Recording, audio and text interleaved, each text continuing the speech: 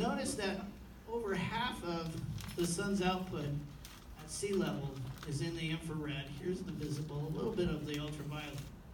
Ozone won't absorb much of anything other than UVC.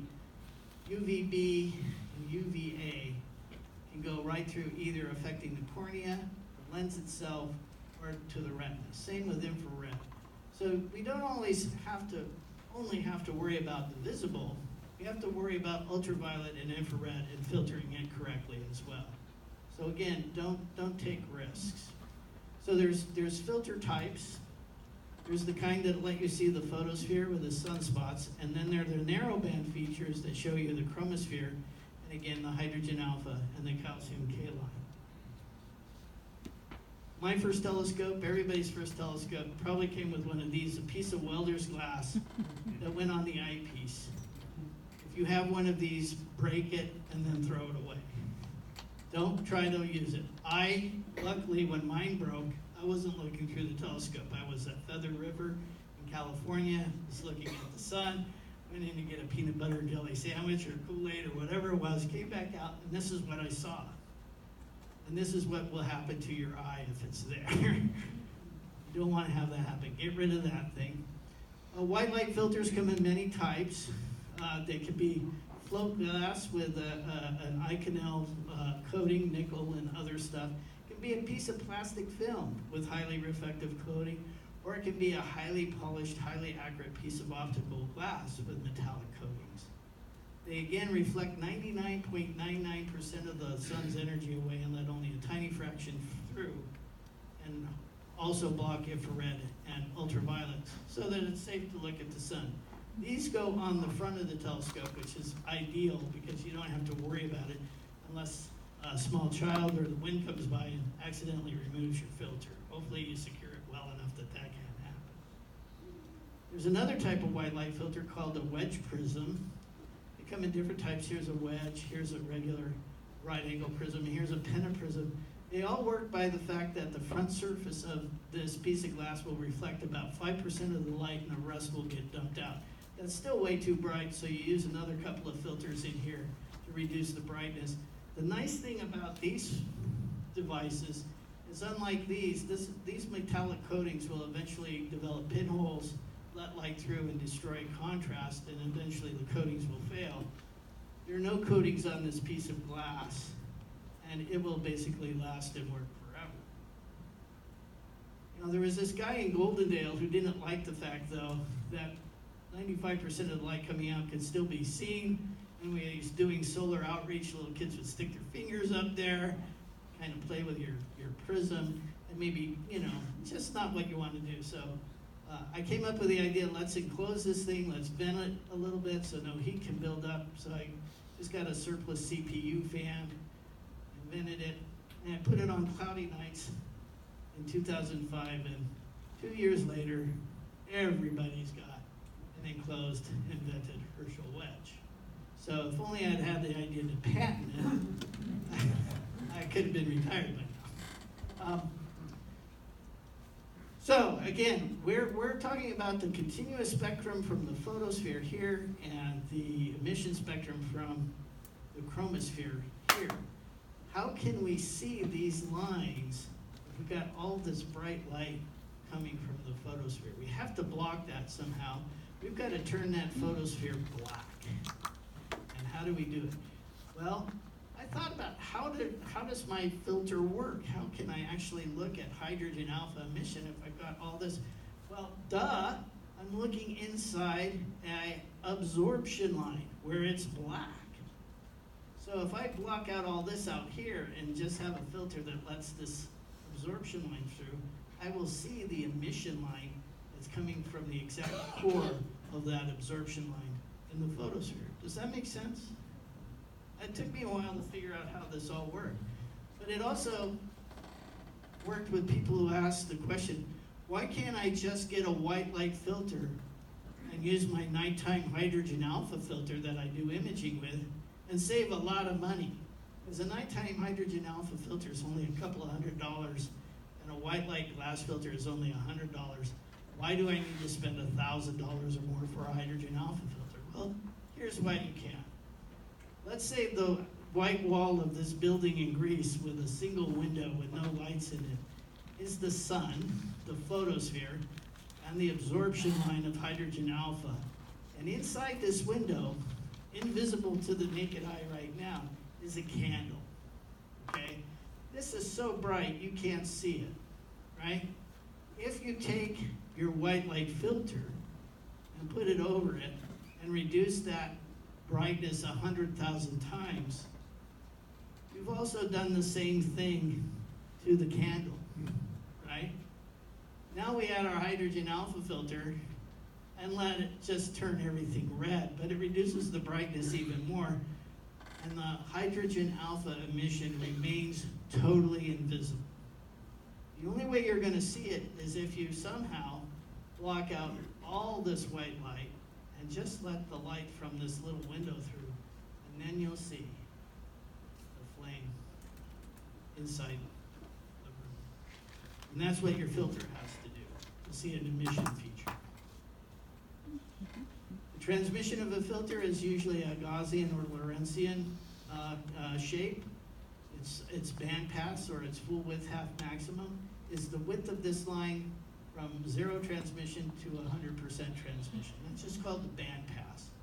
Generally, we want a bandpass for hydrogen alpha below 1 angstrom or 1/10 of a nanometer in order to see detail on the surface of the sun. This is a wide bandpass filter. We don't see any detail, but we can see prominences. And this is a narrow bandpass filter and the transit of Venus a couple of years ago I took, and you can see more detail on the disk of the chromospheric network. The filters are different. This is the typical nighttime hydrogen alpha filter with dielectric layers. And if you use one for a prominence telescope, and you can get those, they add a blocking filter to it. This is the Thousand Oaks solar filter, and it's got a red glass energy rejection filter there. And it'll let you see prominences, but not much else.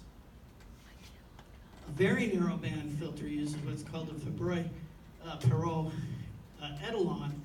It's two partially reflective mirrors facing each other, and it works by constructive and destructive interference of light, allowing just the wavelength you're interested in through and blocking all others.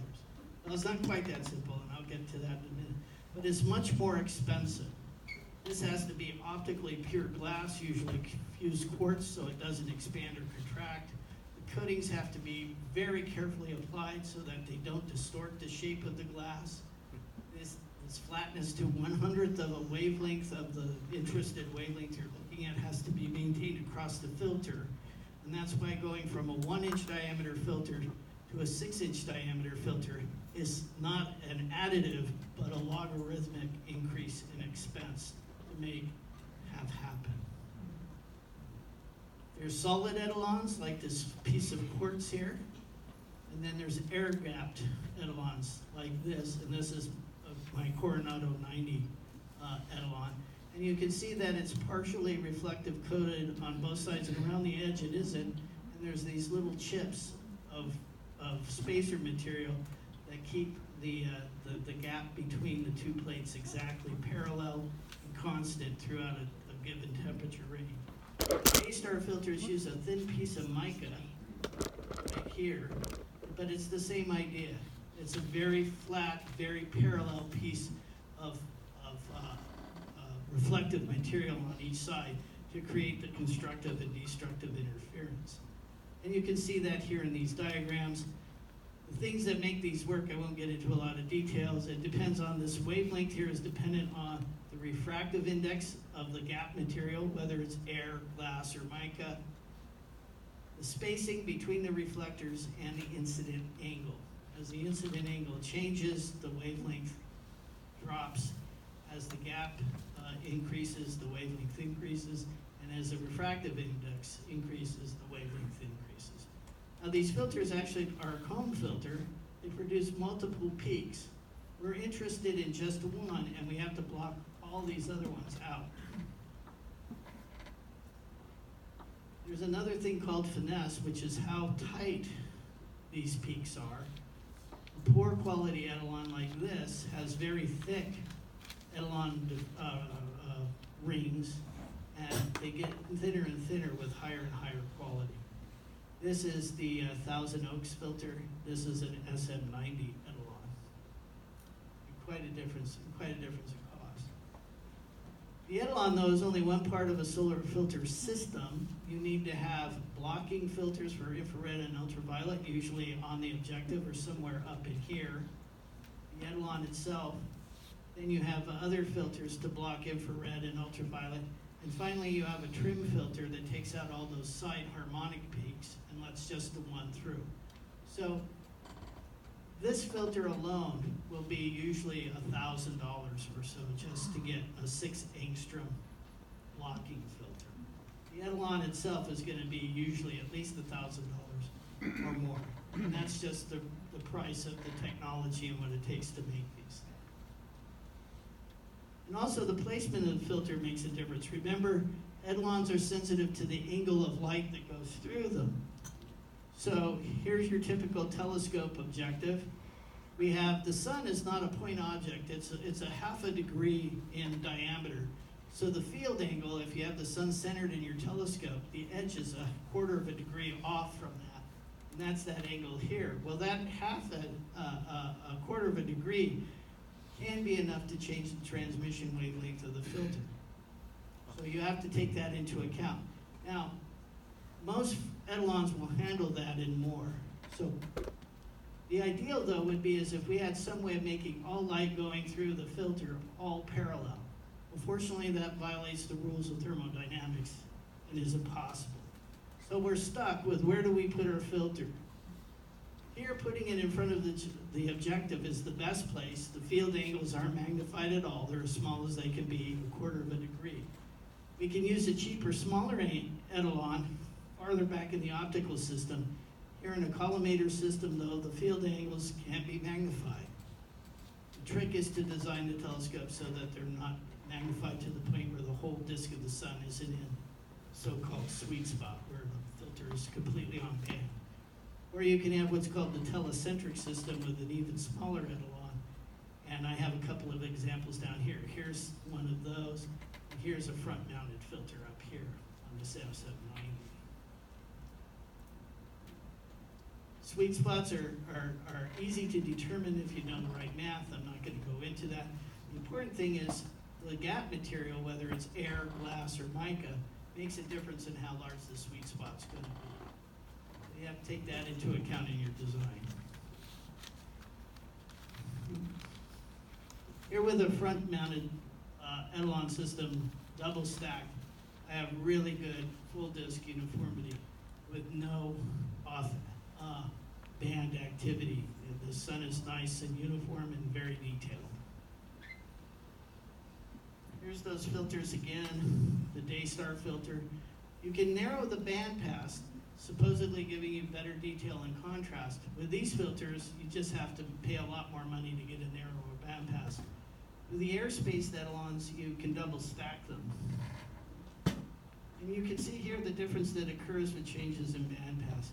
Here's 0.8 angstroms. And you can see a lot of chromosphere here above the photosphere. Here's a sunspot. This bright disk is mostly photosphere. As we get to a narrower band pass, we have less photosphere and a lot of nice prominence activity. And then with double stacking, we have no photosphere and all chromosphere. And that's the advantage of stacking two filters together. But again, you're paying money to do that. It's a lot more expensive to double stack, of course. Here's another picture of that difference. Here's the double stack 90s. A single stacked image showing a bright disk with the photosphere leaking through. Double stack, I get rid of all of that, and I just see the chromosphere and a lot of detail on the disk. And this is a graphic representation of what's happening. By double stacking, I'm decreasing the transmission a little bit. Here's the absorption line, but I'm eliminating all this bright photospheric parasitic continuum from leaking through the ends of the filter transmission curve. And again, here's the picture of a single stack and a double stack. And again, it's a little blown out here, but you can tell this is a photosphere. This sunspot here is really prominent. It's almost invisible here. See that? So, double stacking is good, but expensive. You can take care of the decreased brightness from stacking two filters by getting a different ERF and blocking filters with higher transmission. It's also nice to use these eye cups in the daytime, no matter what you're doing, to block out extraneous light so you can see the most detail possible. And seeing the sun in hydrogen alpha with a bino viewer is an unforgettable experience. It just, any of you have used a bino viewer on nighttime objects in the moon, you know what I'm talking about. Viewing the sun that way is great, and it's just unbelievable. Here's a sample of different kinds of telescopes you can get. Here's the Coronado PST, that was like $500. Now I'm not sure, I think it's closer to $800. That's an entry-level scope. Here's the Lunt version of it, the 50mm pressure-tuned Lunt. Then you can buy individual etalons and blocking filters to put on your own telescope, or you can buy a complete telescope for both of these companies. Then for the rear-mounted mica filters, you have Solar Spectrum, you have Daystar. The Daystar filters are the SE and the PE versions, the scientific and professional grade. The etalons that don't make the cut for that, they put into a filter called the Quark, which you can have for about $1,000. But again, don't expect the quality that you would get with one of these. And then there's a company in England that makes solar scope filters. These are very high-priced, high-end filters. They work really well most of the times, but nothing's perfect. And then there are, again, the calcium K-line filters, which I talked to you about the calcium K-line emission. Here's a picture of the hydrogen alpha emission, and the same picture, or same view of the sun through the calcium K-line filter. It's a little bit broader emission feature, and so these filters don't need to have quite the narrow bandpass that hydrogen alpha filters have.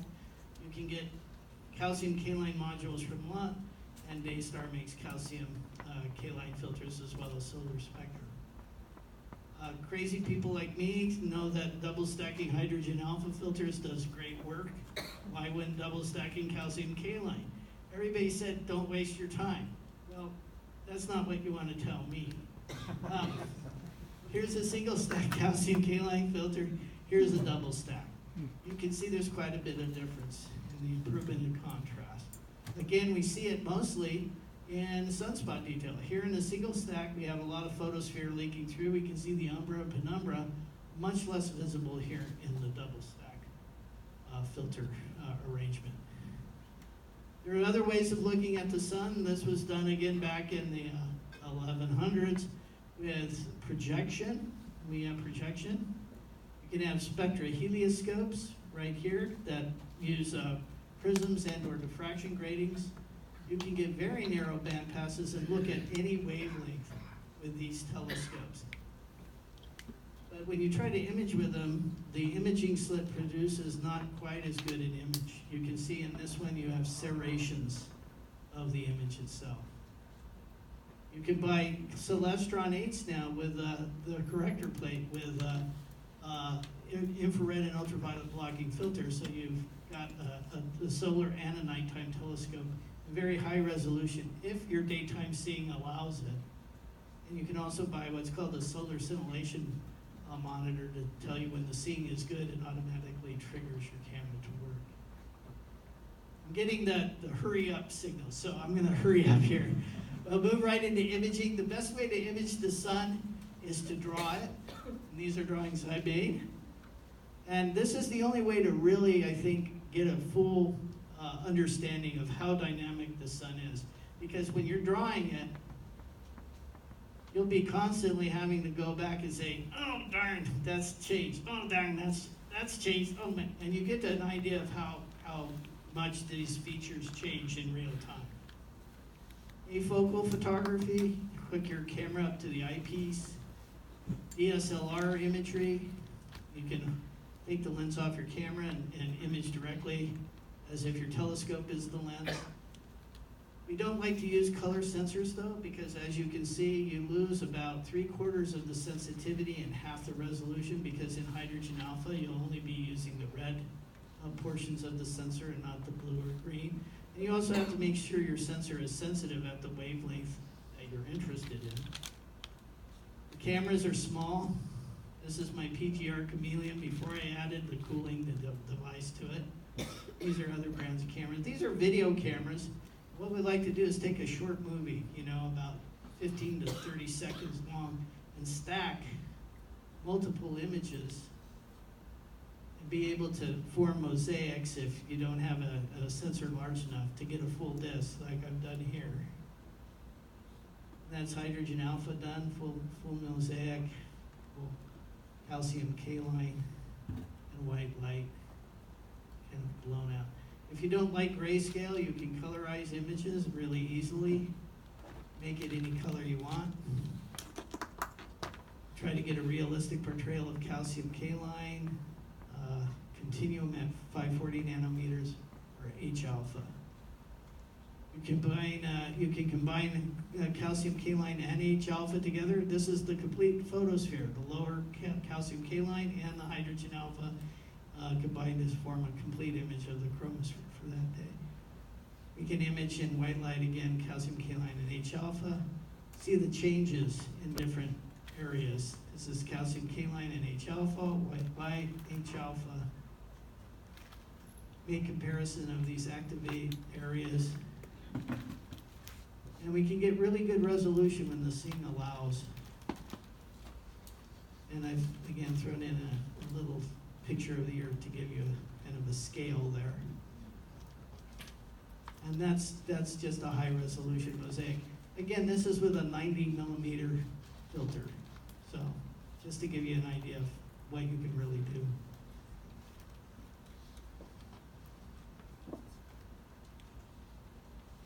That's a change in a prominence over about a 5-minute period.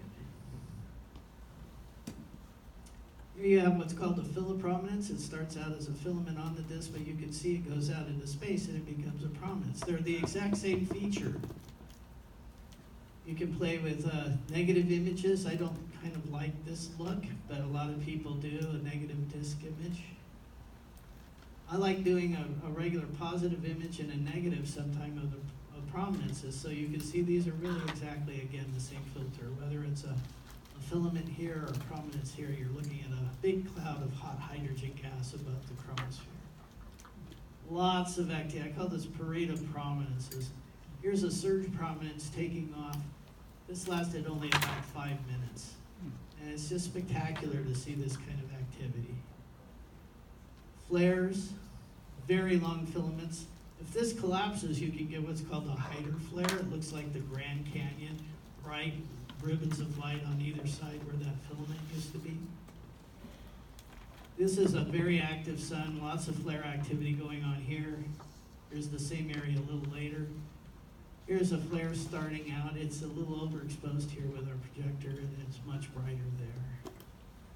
Again, different flare activity.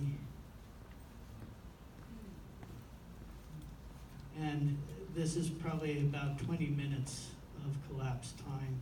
Mark Townley, a friend of mine in England, you can see this flare erupts, and then it affects this filament over there after. It's like a sound wave or energy wave moving across the disk to affect it. Here's a sunspot with a rosette of filaments around it. I thought this would be perfect for the City Astronomers, a little rosette sunspot. Here's doing outreach at Mount Shasta. It's time for me to wind things up. It's getting dark. Time to relax. Thank you very much.